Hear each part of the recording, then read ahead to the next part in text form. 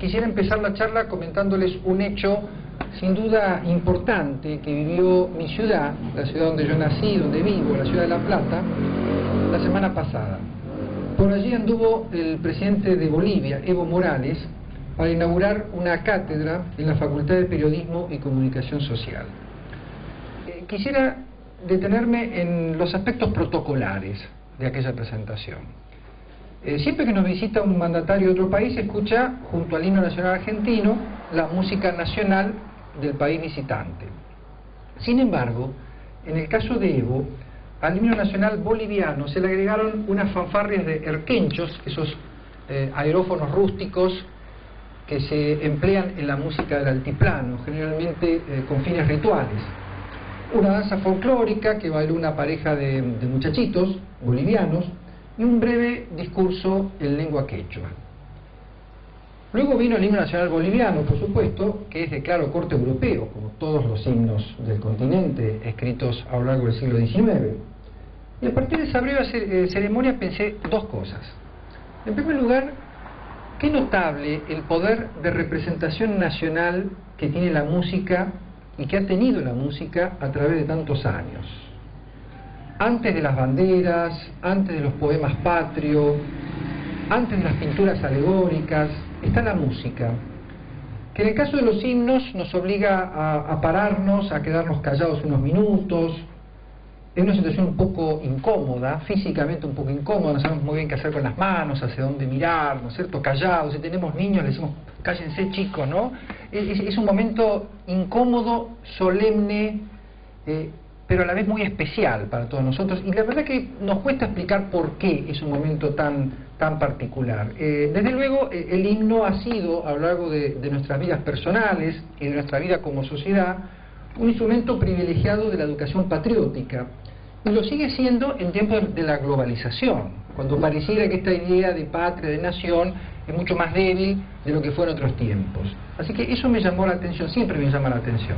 Pero también pensé en la innovación que introdujo la presidencia de Evo Morales, es decir, el himno clásico romántico compartiendo el protocolo con el folclore andino.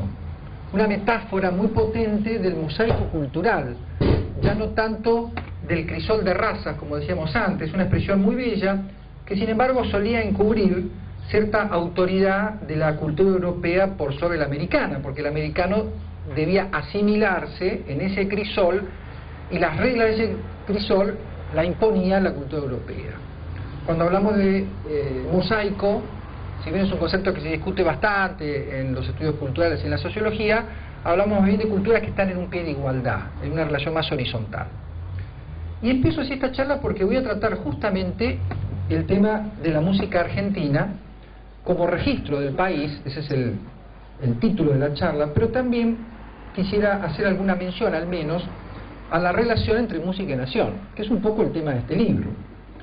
No me refiero, o no me voy a referir, en todo caso, al himno nacional argentino. Les recomiendo un libro de Esteban Buch, un musicólogo, historiador argentino que vive en Francia hace varios años, y escribió hace un tiempo un libro que se acaba de reeditar ahora, sobre el himno nacional y sobre los usos políticos que se han hecho del himno nacional. La pregunta que quiero compartir con ustedes, y a la que le dediqué las páginas de 100 años de música argentina, se propone justamente indagar en esa unidad gramatical que todos damos por hecha y resuelta, la música argentina, y a la que hoy, con 30 años de continuidad democrática y en pleno siglo XXI, solo le podemos ofrecer respuestas plurales, como lo hizo Evo Morales en su presentación en La Plata el otro día.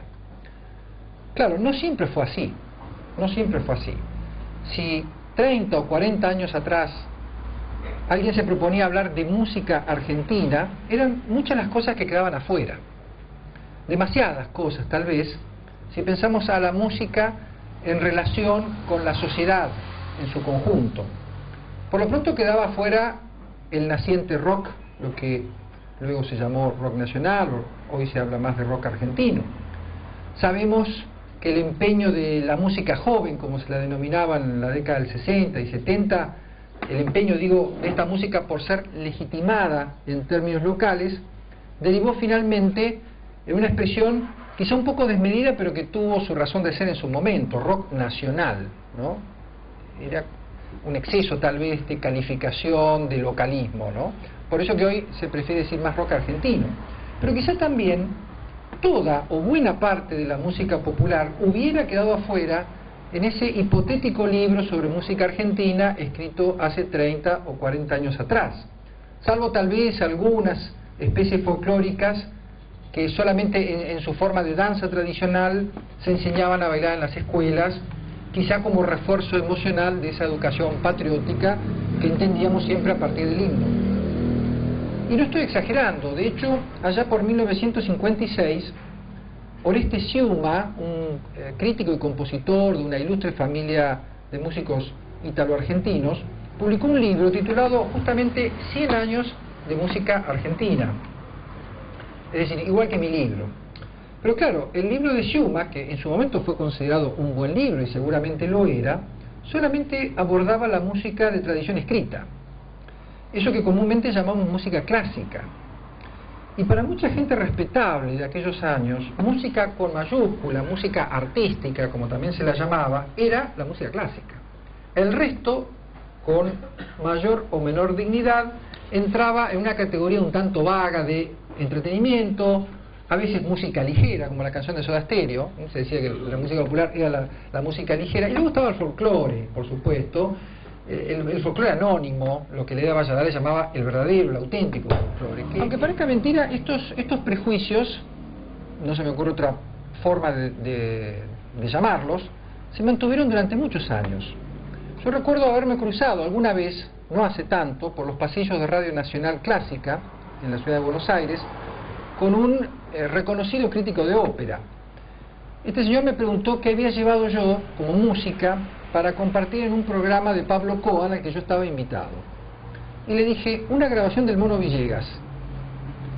Y el crítico en cuestión me dijo, en esta radio ya no me extraña nada, pronto pasarán cumbia.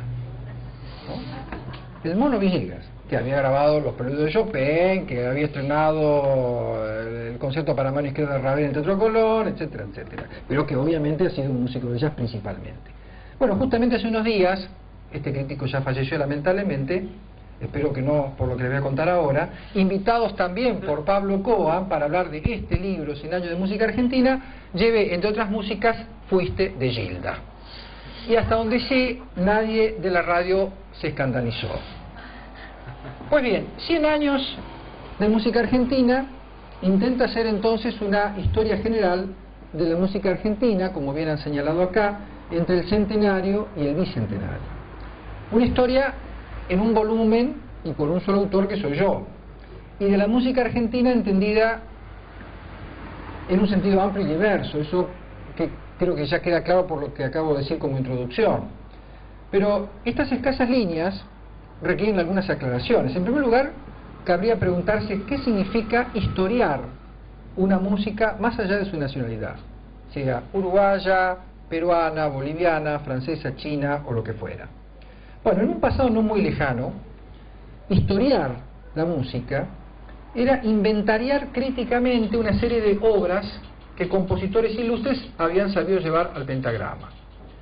Esos compositores, formados en la tradición musical europea, pertenecían a determinados estilos o periodos estéticos, y las vicisitudes por las que habían pasado sus obras, desde que fueron concebidas hasta el momento de la interpretación pública, conformaban el núcleo de la narrativa histórica. Por ejemplo, cómo creó sus sinfonías Beethoven, cuándo se estrenaron las sinfonías de Beethoven, qué música se escuchaba el último día en la vida de Beethoven y eventualmente qué influencia tuvo la música de Beethoven en otros compositores, como si dijéramos una línea que iba enlazando un compositor con otro fuera del tiempo y del espacio, sobre todo del espacio.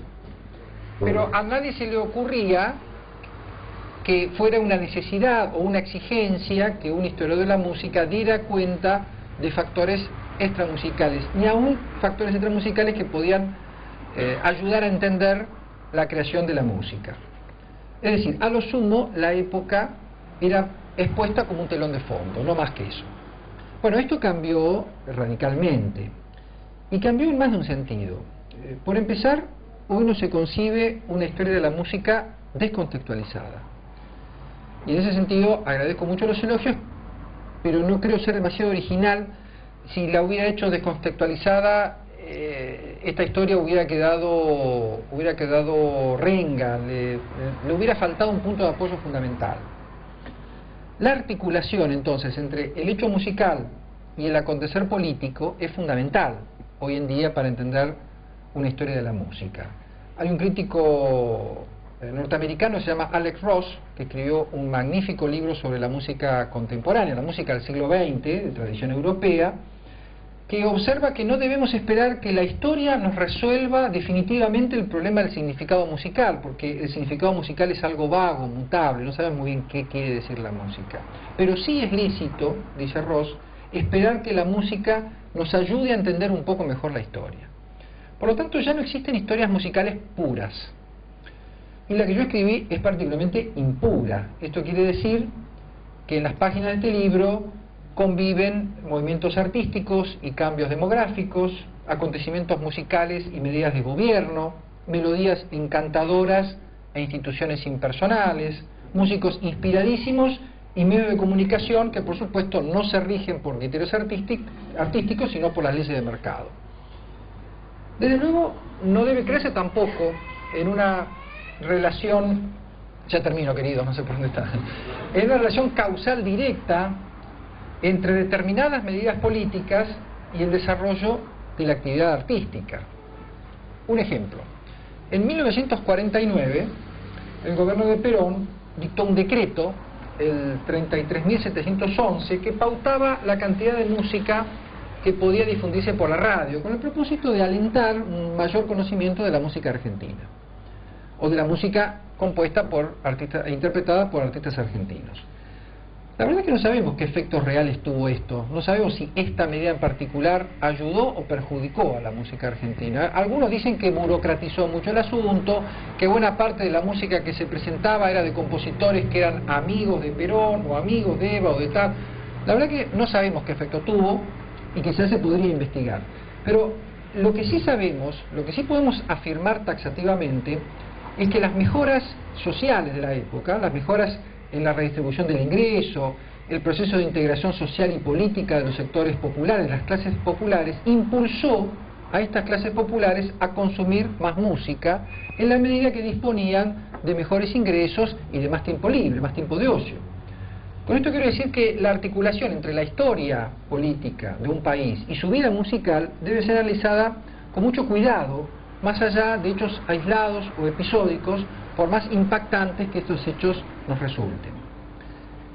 Y esto nos lleva a una cuestión muy importante de la historia de la música, la historia del público musical, es decir, la historia de los oyentes, la historia de la recepción.